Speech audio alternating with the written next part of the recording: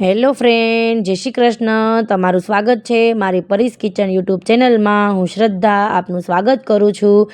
જો તમને સરળ અને ટેસ્ટી રેસીપી ગમતી હોય તો મારી ચેનલને સબસ્ક્રાઈબ કરો અને બેલ આઇકન જરૂર દબાવો, જેથી નવી રેસીપી સૌથી પહેલાં તમને મળે. મિત્રો, સાંજનો ટાઈમ હતો અને કશું ખબર નહોતી પડતી અને બહુ ઓછી ભૂખ લાગી હતી, તો મેં નાસ્તા જેવું બનાવી નાખ્યું છે. તો મેં મસાલા પાપડ બનાવ્યા છે. બાળકોને ખૂબ ભાવે છે અને તમે રેસ્ટોરન્ટમાં ખાવા જાઓ છો તો 30 થી 40 રૂપિયાનો એક પાપડ મળે છે અને તમે ઘરે ઓછા ખર્ચમાં સરળ રીતે બનાવી શકો છો. તો મેં મસાલા પાપડ બનાવવા માટે આ બધી વસ્તુ લઈ લીધી છે. તો આપણે જોઈ લઈએ સામગ્રીમાં. તો મેં પહેલાં અડદના પાપડ લીધા છે. લઈ લીધા છે. પછી નાયલોન સેવ લીધી છે. થોડું તેલ લીધું છે તળવા માટે. આપણે લોઢીમાં પાપડ તળવાના છે. ધાણા લીધા છે. ટમેટાં, ડુંગળી અને કાકડી લઈ લીધી છે. તમે ગાજર ને એવું બધું પણ નાખી શકો છો, તમારે જેટલા વેજીટેબલ નાખવા હોય એટલા. બહુ સરસ લાગે છે. હેલ્ધી પાપડ બનાવ્યો છે મેં. હવે મેં થોડો કટોરીમાં સંચળ પાવડર લઈ લીધો છે. પછી પાણીપુરીનો મસાલો લઈ લીધો છે. તમે આમાં ઓલો જે કેરીનો મસાલો આવે છે, આમચૂર પાવડર, એ પણ તમે નાખી શકો છો.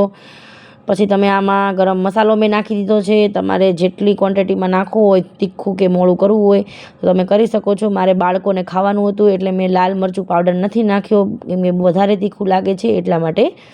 તો મેં આ ત્રણેય વસ્તુ મિક્સ કરી લીધી છે. તમે આમચૂર પાવડર નાખશો તો પણ બહુ સરસ ટેસ્ટ આવશે.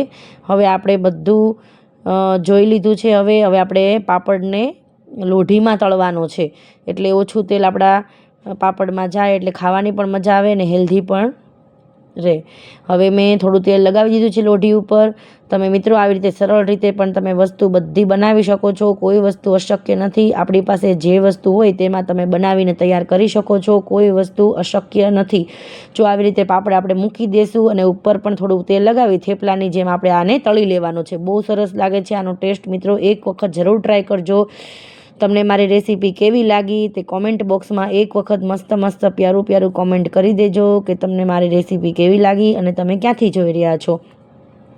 જો આજની રેસીપી તમને ગમી હોય તો વિડીયો લાઇક કરો, શેર કરો અને હજુ સુધી ચેનલને સબસ્ક્રાઈબ ન કરી હોય તો હમણાં જ સબસ્ક્રાઈબ કરી લો. તમારા એક સબસ્ક્રાઈબથી મને આવી જ નવી રેસીપી લાવવાની પ્રેરણા મળે છે. તો આપણે પાપડ તળાઈ ગયો છે, એની ઉપર આપણે જે મસાલો બનાવ્યો હતો 3 વસ્તુ નાખીને તો આપણે નાખી દઈશું. પછી ઉપર ડુંગળી, ટમેટાં, કાકડી બધું નાખી દેવાનું છે. બહુ સરસ લાગે છે મિત્રો આ પાપડ. એકવાર જરૂર ટ્રાય કરજો તમે.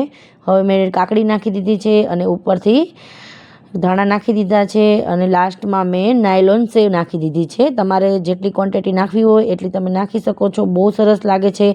તમે વધારે તેલમાં પાપડ તળીને પણ તમે આને મસાલા પાપડ બનાવી શકો છો. જો મિત્રો, આપણો મસાલા પાપડ તૈયાર થઈ ગયો છે. ચાલો મિત્રો, મસાલા પાપડ ખાવા. શેર, સબસ્ક્રાઈબ અને લાઈક કરવાનું ભૂલતા નહીં મિત્રો. Bye bye. ચાલો મસાલા પાપડ ખાવા.